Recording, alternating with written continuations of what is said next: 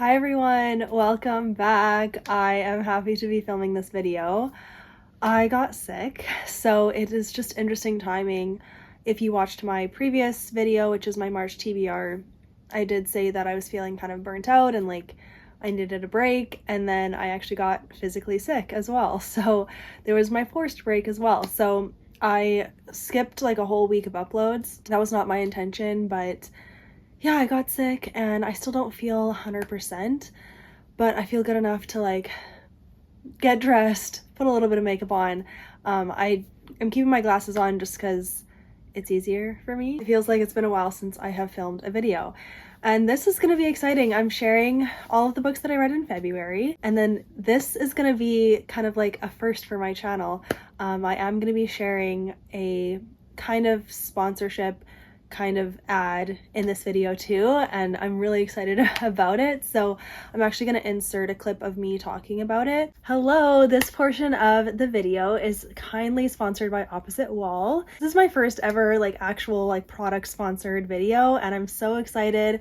So I have not come across a company that I wanted to work with all my years on YouTube. I'm 9 years in, and this is the first time that I actually like felt connected to this company for several reasons. So I'm going to talk about it, and I just want to say like thank you all for being a part of my journey here on YouTube, because it's only possible that I get this because of you guys, because you actually watch and because you're subscribed and because you support me. So I really, really appreciate it. So Opposite Wall is a Canadian based company, which is really exciting, which is one of the reasons that I wanted to work with them. Opposite Wall is a brand that creates basically aesthetic posters and wallpaper for your home. So it is so cute. They have over 2,000 options. Like when you go on their website, I'll link it down below. Like definitely check everything out because it's incredible the amount of options that they have.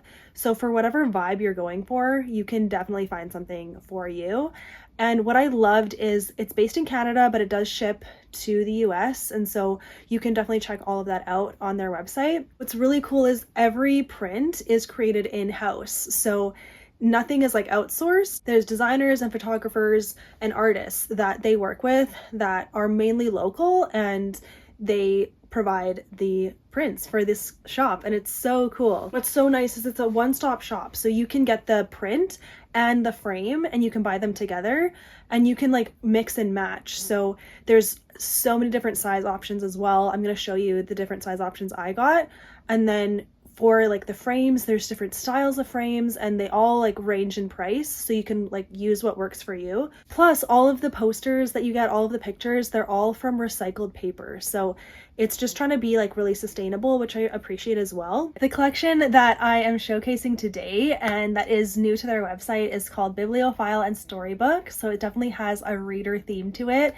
So that's why this feels like such a good partnership. So I have 4 options to show you today in different sizes, but I'm telling you, there's hundreds of options. So lots of different like prints, lots of different frames, all different colors, styles, all the things. So I'm going to show you the ones that I picked, and I'll link them down below if you want to get exactly what I got. So the first print from the collection that I got is this one.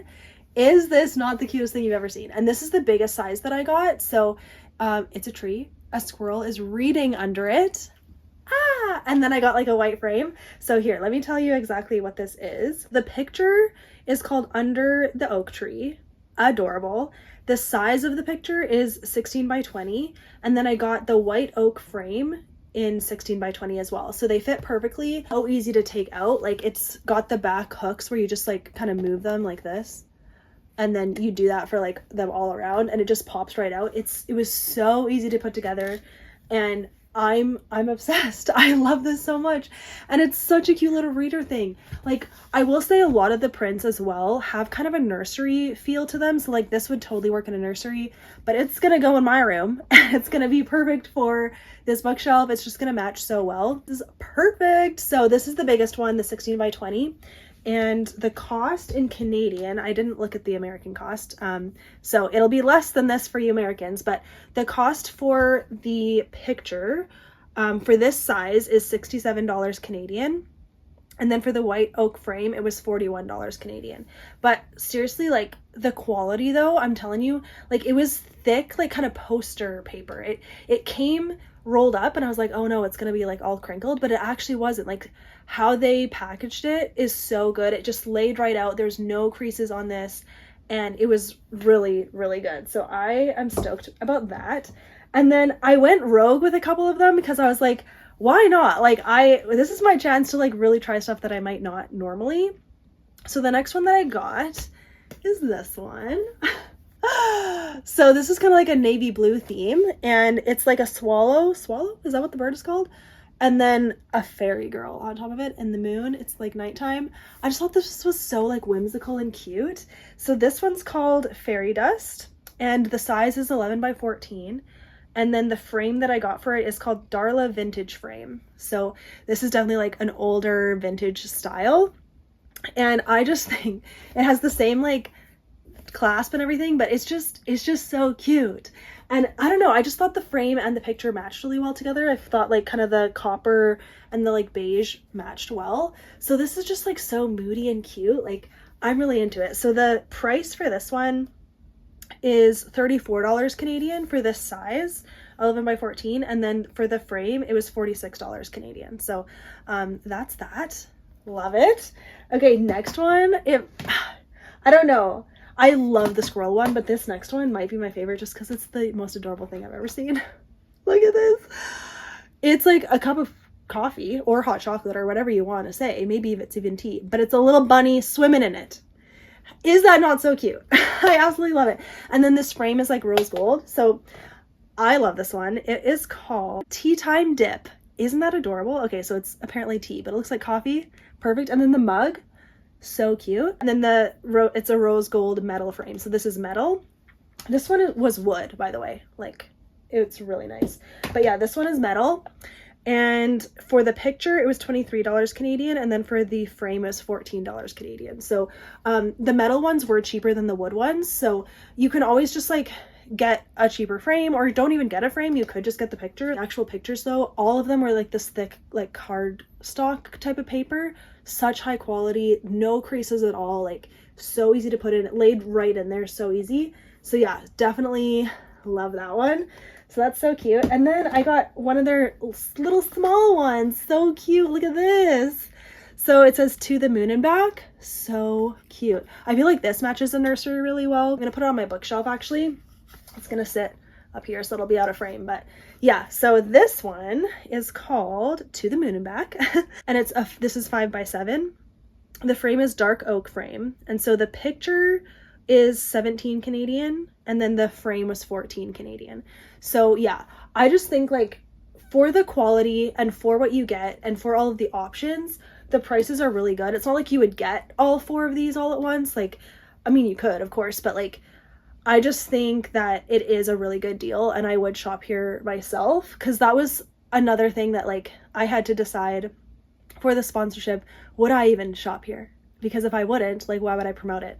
But I actually would. And so that's why I feel like this was a good thing to share. So I'm going to leave all of the links below for these items. I'm going to leave a link for just their website. And then I did join their affiliate program, so I do have a discount code for you guys. So I'm going to link all of that down below if you want to check it out. So if you do shop, I get a little bit of commission, but you guys get a discount. And so yeah, really thankful for that. Yeah, so that is really exciting. I am really thankful to this company, Opposite Wall, for working with me.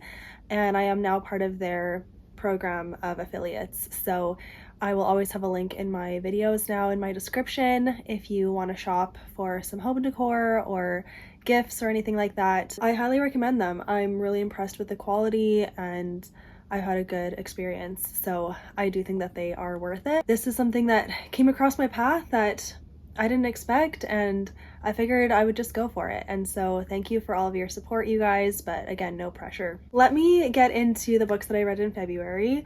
February had a lot going on, so I read 7 books, which is pretty good. I do have a reading vlog where I read, I think, just like romance books for a week, or romance books for Valentine's Day, so I'll link that down below. One of the books that I read in that video is My Phony Valentine by Courtney Walsh, and it took me a while to like this book. I did end up giving it 4 stars because I did like the last half of it, but the first half took me a while to like get on board with the main character. I didn't really like her at the beginning. Within a relationship, I just like to see confidence, and I like to see how like two like mature adults can like connect. And I know that's not what this is, but that was something that I learned, I guess, about myself with these like kind of fun rom-coms. I don't really like the cheesy ones, so this one was on the cheesy side. But you follow this girl who is kind of getting made fun of in this cafe, and this like hockey guy comes to her rescue and pretends to be her boyfriend, and then they end up like fake dating for real. He's trying to improve his image, and she would like to get more business for her cafe, so they kind of have a mutual agreement that they're gonna fake date and make it work. And it is cute, it's funny, it's silly. I gave it 4 stars.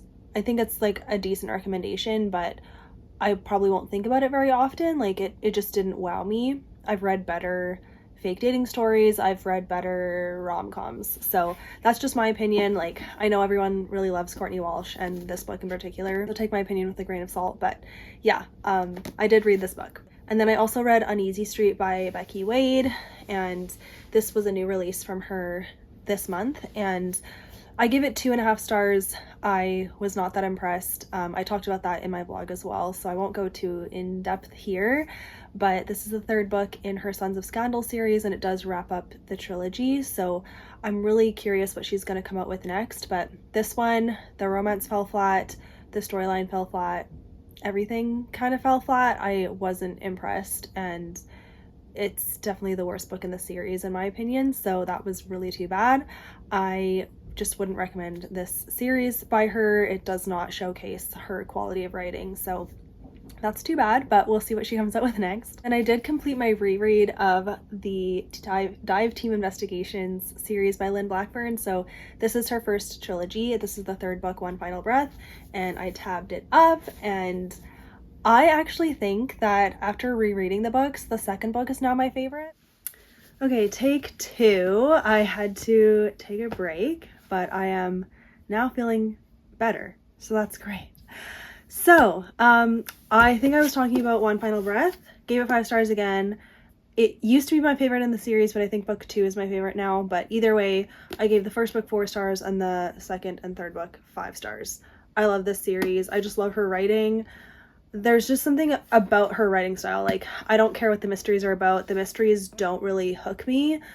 Some of them do more than others, but I just love her character work. I love her character dynamics and her group dynamics and the relationships. Like, she's just a master at it, I think. And then the romance is so cute. Like, it's protective guys, but really like strong-willed women too, that they're just so perfectly paired. I love how they complement each other, and yeah, so I love this book. Highly recommend. Okay, and then I completed my read of the Hunger Games series by reading The Ballad of Songbirds and Snakes by Suzanne. I do have a whole video reading this series, so I'll link it down below.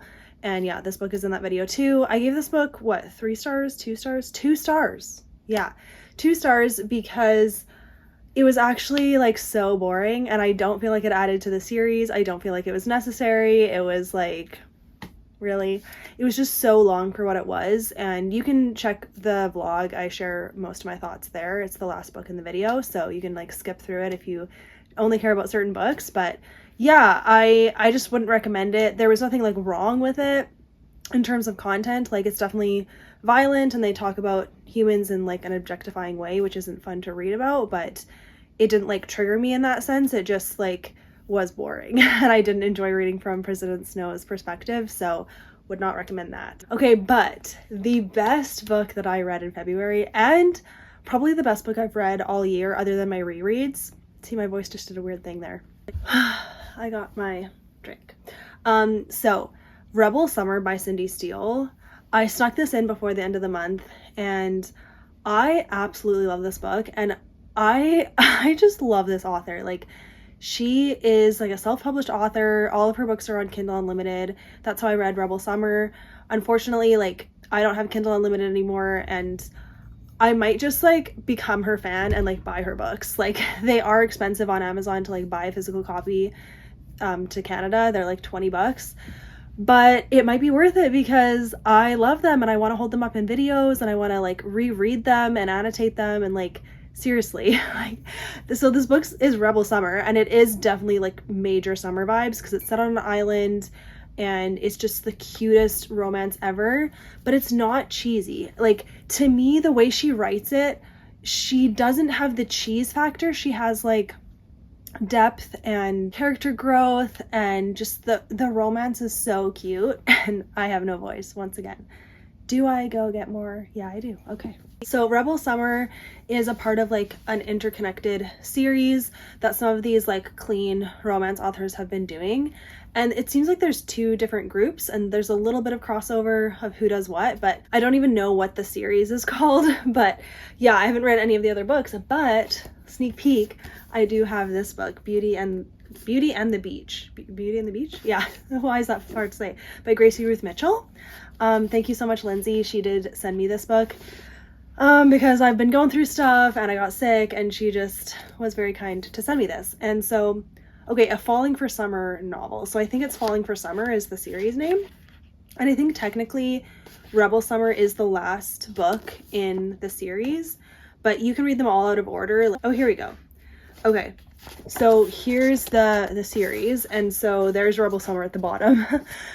So Dax and Ivy, yeah, but Rebel Summer, like, I gave it 5 stars because this is what I'm looking for in a clean rom-com. Like, there's comedy, definitely a lot of humor and like banter, and just definitely like cheesy moments, but they don't feel cheesy because of the way they're written, and that's what I'm looking for. We're at the time of day too where my glasses are gonna leave a glare, but then it's too bad. It just has to be that way. And it's this really small island, I think off the coast of Florida, and so it definitely just has that coastal beach vibes, and I loved that setting. I think that helped a lot too. But it was mainly the characters. Dax and Ivy were such a good pair, and I loved their backstory. Like, you did get flashbacks, and at the start of every chapter you saw them in high school together. So they grew up on this island together, and so it is childhood friends to lovers, but then it's kind of second chance too, because they definitely had a connection when they were younger. But then her dad is a politician, and her dad's definitely the worst character in the book. Well, not the worst one, but there's a couple bad characters that like are just toxic men that are not good people, but Dax makes up for it, and his friends. Like, I'm actually really excited that like this book did a good job of introducing other characters that I'm sure have books as well. I don't even know who this one follows. Phoenix and Holland. Okay, yeah. So I know Phoenix and Beau, they're Dax's like best friends, and so that was really cool to see. And then some of the girls you've met as well. But I didn't feel like I missed anything. Like, I don't even think they were already in relationships. So it's almost like they all are happening at the same time, their storylines. So even though Rebel Summer is like the 7th book or whatever, or the last book in the series, it isn't like everything has already happened. So I liked that. But truly, like, the way that Cindy Steele develops her characters, it makes them feel as realistic as possible. That's what I really like. And then their interactions feel like they could actually happen, even though there's certain things that are like unrealistic. I can't explain it, but just like, I just like her writing style, and I am now a fan forever. Like, I want to read all of her books.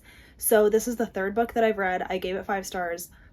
All of her books have been 5 stars for me. And yeah, that tells me that like she writes the depth that I'm looking for.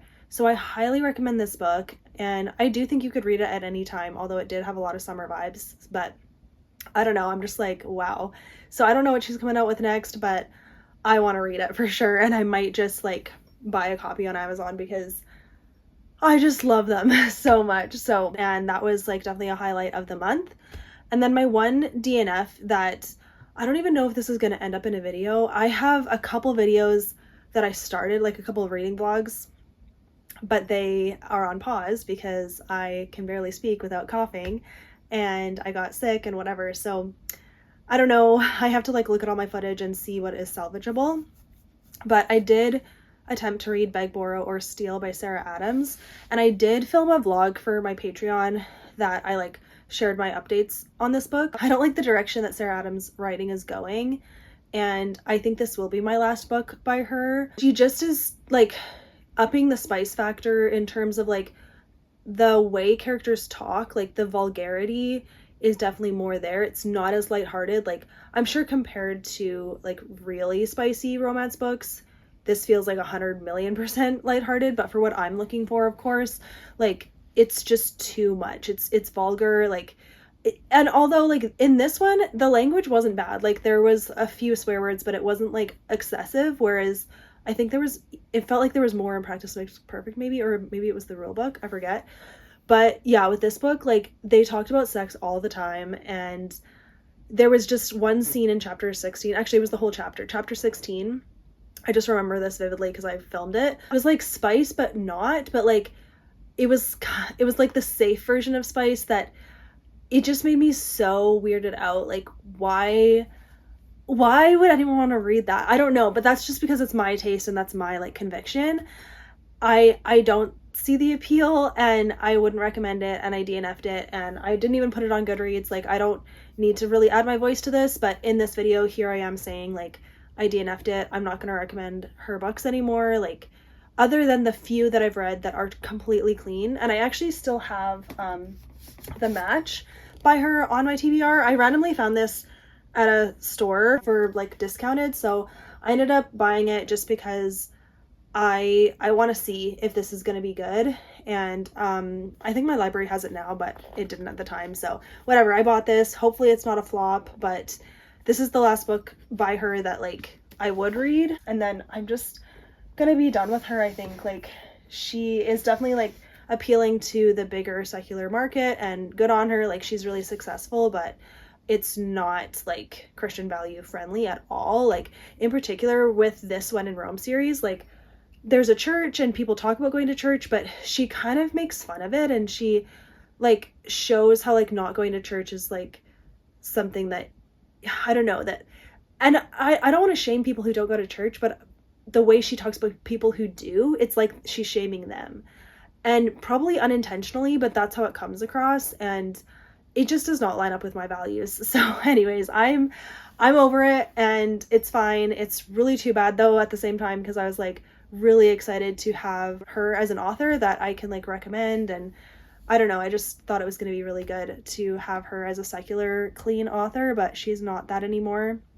And there are so many other good authors out there, like Cindy Steele, like she is just climbing up the ranks. I love her now, and so I'd highly recommend her books, and her books are like the lighthearted romance, and like definitely a lot of chemistry and really great kiss scenes, but it doesn't even get close to the bedroom, and I really appreciate that.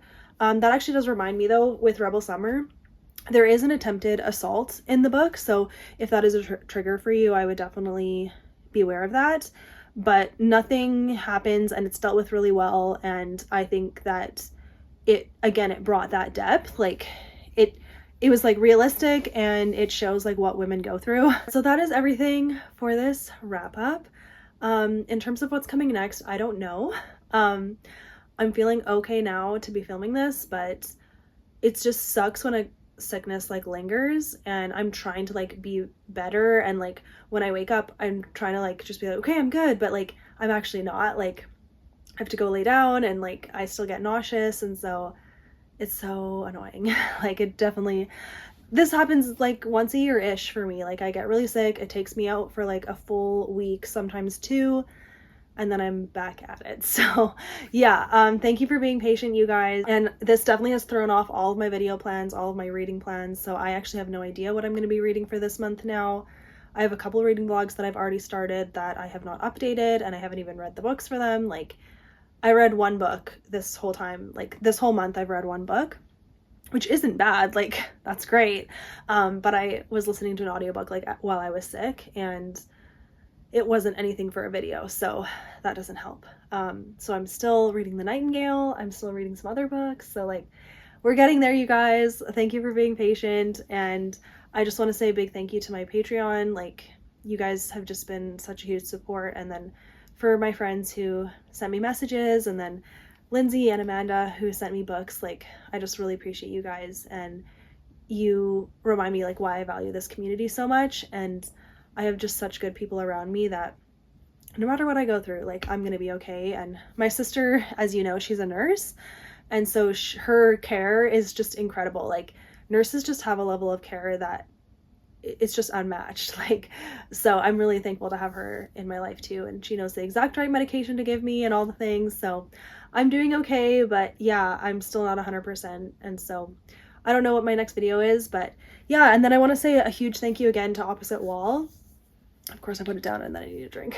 Huge thank you to Opposite Wall for sponsoring part of this video and for sending me those pictures, and it's just like really cool the opportunities that are coming. And I definitely have a lot of things in the works. Like, I'm working on a digital product, and I'm so excited about that. So yeah, there's definitely stuff happening. Even though I'm not posting, like, I actually have posted on Instagram a little bit more. I posted on TikTok too. So yeah, you'll see me at other places. Just sitting down and filming a video sometimes just isn't as easy to do. So yeah, I know you guys understand. I'm just kind of like updating my friends. That's kind of how I like to treat this YouTube channel. So yeah, guys, I think that's everything. I'd love to chat with you in the comments. Feel free to ask me anything you want. And again, check the description for the discount code for Opposite Wall. Yeah, I'm pretty excited to be their affiliate. And so if you ever are looking for something for someone or for yourself, yeah, maybe check that out. Okay, thank you so much, you guys. I love you all, and I'll see you in my next video. Bye, guys.